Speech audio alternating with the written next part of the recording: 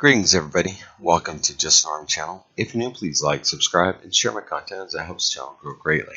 Today, we're going to be talking further about the Expanse and how it fell short and how I thought that why it was and how it was a very solid show up until the last two seasons. So, this is where we're going to go. In the first seasons, it was under the Sci-Fi Channel, which cancels every damn show, as we all know. Expanse was one of the best sci-fi television series that was produced, in my opinion. The plot, the characters were complex, interesting, futuristic world was rich and surprisingly human, and the theme was profound and consequential. Unlike most science fiction, it was not childish escapism of a computer-generated fireworks show, but rather a serious show and story intended for a serious audience. Unlike other shows and stuff like that, like Star Trek and stuff like that, there was a lot of things that in the Expanse that they did, like there's time dilation and stuff like that in regards to the further away you're from Earth.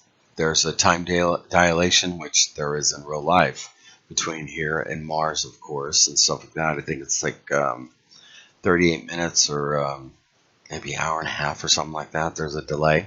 You don't see that in like Star Trek or something like that. So, and other sci-fi series too. The amount of physics that they utilized or special effects of physics, I thought was done very well. So, of course, it was a natural that the show would face cancellation because that's what Sci-Fi Channel does. Fortunately, some executives, as we all know, Amazon had a good sense to pick it up, The Expanse, and let the show continue intact. Fortunately, the fourth and fifth seasons, the show lost many of the virtues that it made it so good.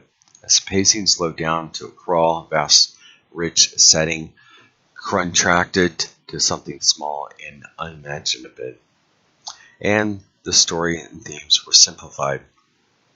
In its most recent season, all of the faults are on full display yet again. It is mostly uneventful, emotional, overwrought, and rather just bad.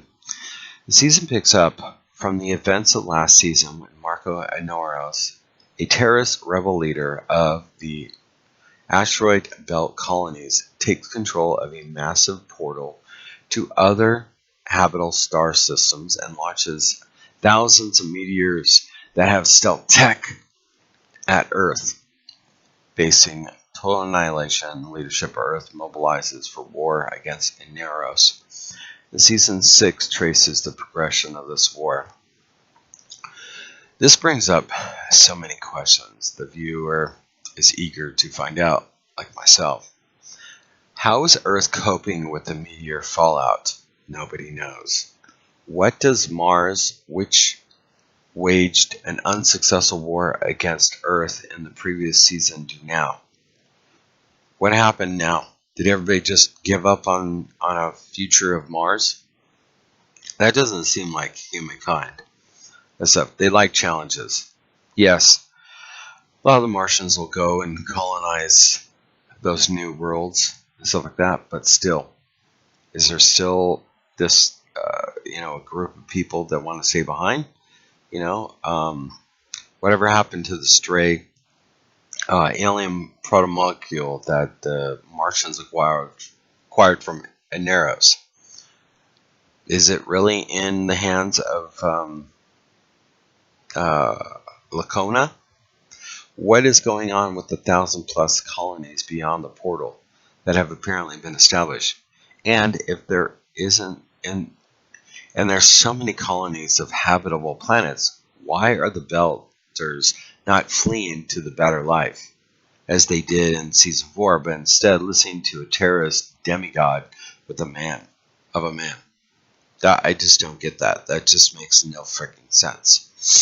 The Belters are probably the most inventive people because they had to survive in zero vacuum, in the vacuum of space. But these questions are left unexplored, unanswered, or there are addressed in a few random mutterings by a minor character, which that doesn't even happen either. Instead, the great majority of the sixth season focuses on the drama of Marco and his son Philip. The crew, the Rocinante, Jim Holden, Naomi, Amos, Bobby Draper also appear, but act a lot more like plot devices than characters with an actual kind of arc. And that was the other thing too. I mean, they were just kind of left to nothing. All this would have been fine if there was more to Marco and Philip's relationship, which there wasn't. There was no backstory, no nothing. We got flashes, we got stuff from Naomi, but that was about it. Or if they had more redeeming qualities, which I didn't really see any. Marco's motivations are rather generic. He's not a very complex character, to be honest. Inflict damage to the Earthers and Martians, rule over the other Belters, and get revenge on all the people who wronged him. He just sounds like a freaking, atypical bad guy. No real depth to him and stuff. He rarely shows much intelligence or cunning, continue making idiotic choices, and has little dimension in his demeanor. He mainly tends to alternate between bombastic and just straight out anger for no reason. So that's why his son Philip desired to win his approval and follow in his footsteps is something of a mystery. But the thing too is that Marco shows that he loves his son, but he's also tripping balls on this, I don't know, God complex, I guess, too, and stuff, and like lashes out at his son over the stupid shit. Philip has slightly more depth than his father, which I agree, but his character also feels underwhelming. He's a young man with great potential who, after idolizing his father, now starts to have doubts about him as Marco's duplicity and brutality became more apparent. A twist on the situation that was Marco's erratic behavior, and it astonished his son of leaving people on that station to pretty much die. What's the point in that? You need, the other thing too is we don't even know what the amount of people there is in the belt, Earth left, and Mars and stuff, and you need a good amount of people, around 10,000 people, to re-establish a colony or a human race. You know what I'm saying? And stuff. And so yeah, I assumed that Earth would be a good means to, like, separating up a lot of those people and stuff like that, and like sending like 10,000 people or more, like maybe 20,000 to one planet, 20,000 to another planet. That way it's got a healthy genetic makeup to restart a new population on that planet. You know what I'm saying? So, and while this would normally elicit sympathy and investment in the characters, Philip has already committed many murders on his own. Abused his authority position plenty of times, even tried to kill his own mother. Moreover, even with all this baggage, his personality is not all that interesting. In most scenes, he's either angry or confused, shows little agency in decisions he makes, helplessly wrestles with internal conflicts without learning anything. That's a big thing with this kid too. He gets in trouble and his daddy bails him out, basically. I mean, yeah, I understand it's his son, but still, In many ways, season 6 repeats the same narrative patterns as season 5. Much of the plot development is crammed into 1 or 2 episodes. The world building is non-existent. There are only a handful of actual sets being used, and much of the show hangs on the squabbles between few Belter characters. In the last season, Naomi and the Belter Kamina drummer were the focal points. This season, it's Marco and Philip. Needless to say, this structure hampers the scope and complexity of the show.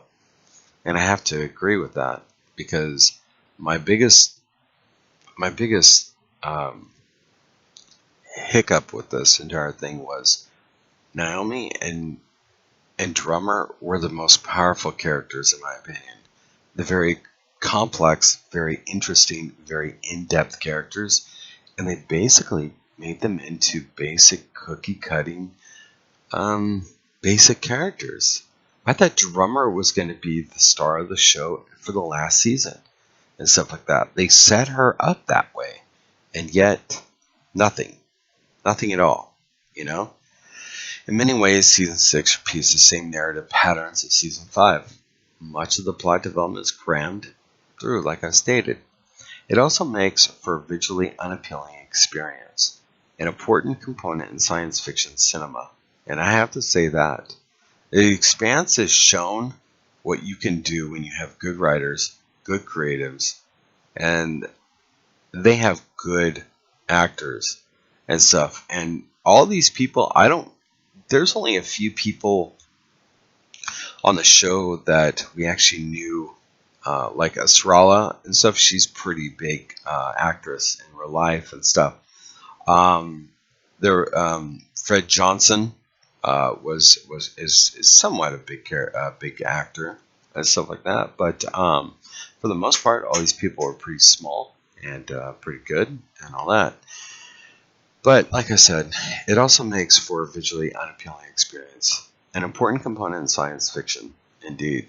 There's no doubt about that. Because the Belters mainly live on freighters, impoverished space stations, and retooled warships. Even scenes there are in is drab, monotone, and unremarkable, added to the aesthetics of what the Belters themselves are and who they are. Who wear dirty jumpsuits, cover themselves in tribal tattoos, and have punk hairstyles. Contrast with rich variety of settings and styles of the first 3 seasons. It was a very big, 5 and 6 were the biggest disappointments in the entire series.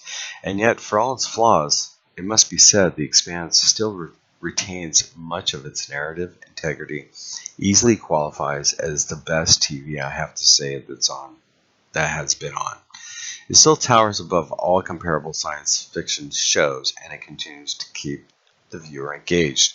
Although it has lost its original sense of urgency, it still has a compelling story that continues and challenges audiences in many ways. It is still serious science fiction for a serious audience, and a kind of a look into what or how our own society could potentially evolve as well too, because I could see this type of scenario playing out, because there's a rush to get to Mars right now and stuff, and there's always this ideal thought of rebuilding Mars in the sense of bringing it back alive and stuff, and I think that's just human makeup, the challenge of anything that there is out there, we will do it, and I think that at some point we will have Belters out there, we'll be building stations out of meteorites or, comets or whatever, debris in our solar system. But for the reason this show is still successful, and although some have speculated on whether The Expanse will have additional seasons after season 6, there are still many loose ends to tie up, of course, and the authors and the writers have wanted and stated that they wanted to continue on with the time jump of 30 years. It will keep its place in the pantheon of great science fiction, even if the show has started flattering in their last 2 seasons. It never compromised in its tone and execution. It demonstrated what is possible with science fiction and genre, and how good writing, great performances will ultimately trump cheap nostalgia and flashy special effects. So, I hope you like this. This is another review. I know that my first review was pretty down on the show and stuff like that, but that is how I felt. But I wanted to give another another opinion and stuff like that. I respect everybody's opinions that disagree with my initial review.